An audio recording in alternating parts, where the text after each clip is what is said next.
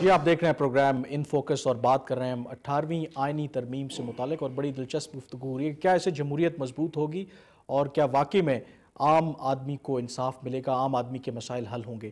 ہمایوں کور صاحب، سلوشن کی طرف چلتے ہیں۔ تنقید کرنا تو بڑا آسان ہے، ہونا کیا چاہیے آپ کے خیال میں؟ کس طرف کیا ہو کہ عام آدمی کو فائدہ ہو، ایسا جمہوری نظام ہو ہر کوئی اس میں شریک ہو سکے؟ یہ انگریزی میں کہتے ہیں no system is better than those who made it and no system is better than those who are running it.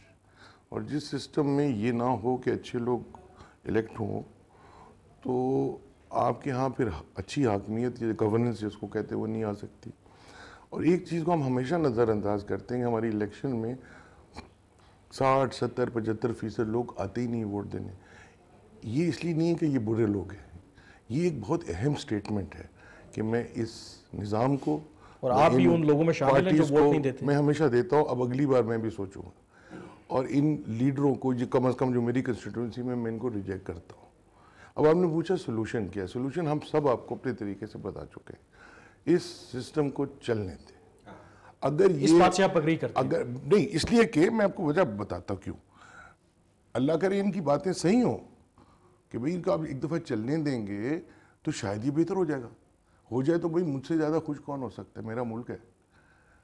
اور اگر نہیں، اور میرا جو خدشہ ہے وہ صحیح ہے، تو یہ اپنے آپ کو خود لیکن سے فرض کریں کہ اگر گورنمنٹ ڈیلیور نہیں کرتی، حالات خراب ہوتے ہیں، تو اس صورت میں کوئی جسٹیفیکیشن ہے کہ آرمی آ جائے؟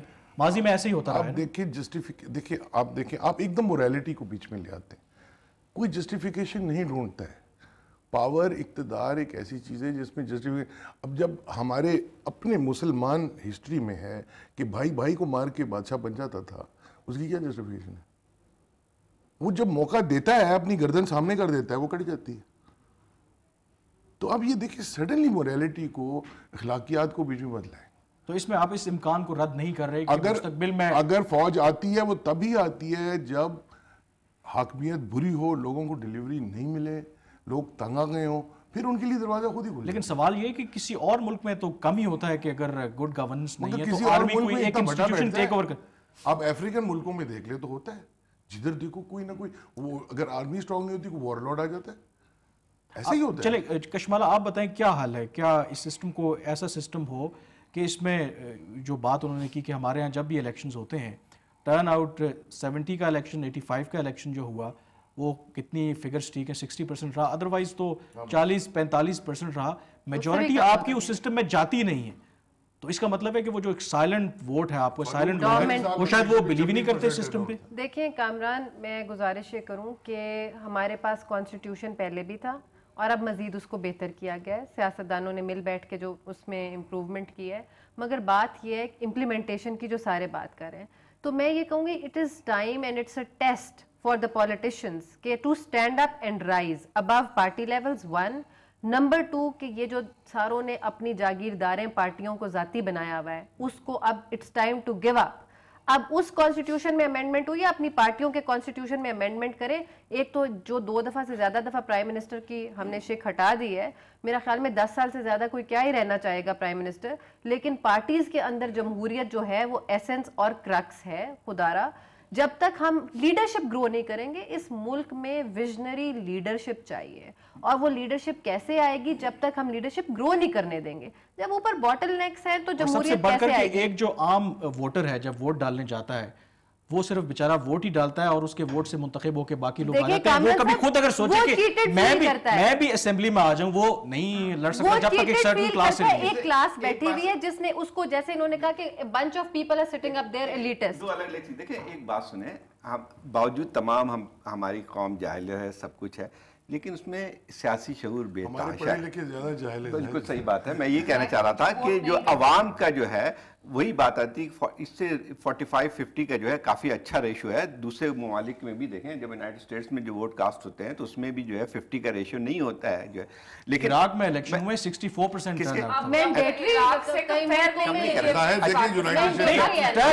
پاپولر ووٹ ہے، ایریلیونٹ ہے، ان کا الیکٹرل کالج ہے، اس کا 100% کاسٹ ہوتا ہے۔ میں کہہ رہا ہوں کہ اور کئی ملکوں میں تو جی ووٹنگ مینڈیٹری ہے۔ نہیں، وہ تو الگ بات، وہ ہونا چاہیے، لیکن اصل میں جو بات میں کہنا چاہ رہا تھا وہ یہ تھا کہ اس کے باوجود بھی یہاں کے ووٹرز نے شعور دکھایا تھا۔ پچھلا الیکشن آپ اٹھا کے دیکھ لیں یا اس سے پہلے کے الیکشن دکھا دیں، انہوں نے اپنا ایک مینڈیٹ دیا تھا، انہوں نے دیکھیں یہ شعوری کا نشان تھا جبکہ انہوں نے جو ان پارٹیز کو ووٹ دیا جس کو وہ سمجھتے تھے کہ شاید ان کو بہتر حکومت دیں گے, جمہوریت آئے گی. ان کی 1910 کی پرفارمنس کے بعد وہ سمجھتے تھے کہ یہ ہمیں اچھا کر دیں گے. نہیں میں یہ کہہ رہا تھا, لیکن نہیں بات سنیں نا, بعد میں اس کے بعد بٹریل جو ہے وہ پولیٹیشینز کر رہے ہیں نا آ کے.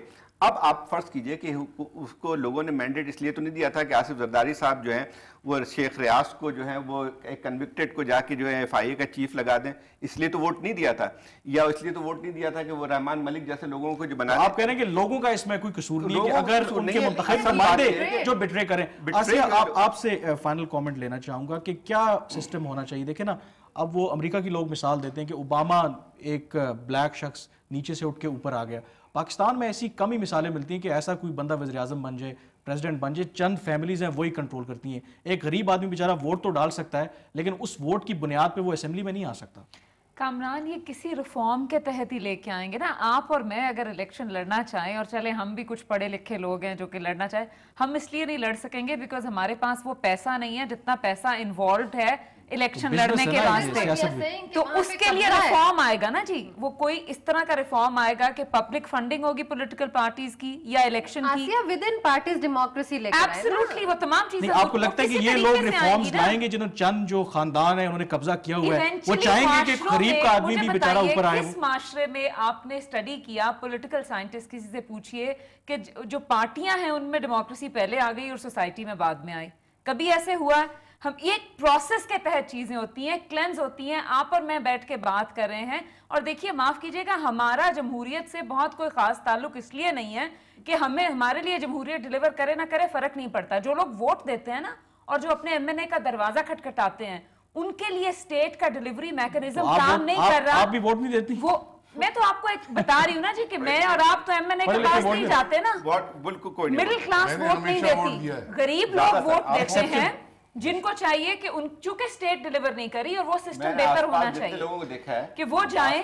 جی شاید ہی اس میں سے کوئی دل نہ جائے, پڑھے لکھے لوگوں کی بات میں کہہ عوام کے یہ ایلیٹ کا ایک خیال ہے جمہوریت کے بارے میں. دیکھیے جی, اپنے ڈرائنگ روم میں بیٹھ کے کہ یہ تو ڈیلیور نہیں کری. ان سے پوچھئے جن کے بچے کو نوکری سسٹم میں نہیں مل رہی اور MNA دلاتا ہے. غلط ہے لیکن سسٹم ٹھیک ہونا چاہیے.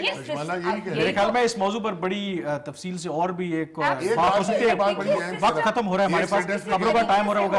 ایک سینٹنس میں کہہ دوں کہ یہ جو کنسنسس پہ لوگوں کو خوشی ہو رہی ہے نا, جمہوریت کا ایک بہت اہم جز ایک پاورفل اور طاقتور حزب اختلاف ہے, وہ کدھر. چلیں اسی نوٹ پہ بھی پروگرام ختم کرتے ہیں. آپ تمام کا بہت شکریہ پروگرام میں تشریف لانے کا. بات کر رہے تھے ہم 18ویں آئینی ترمیم سے متعلق اور کیا اس سے جمہوریت مضبوط ہوگی.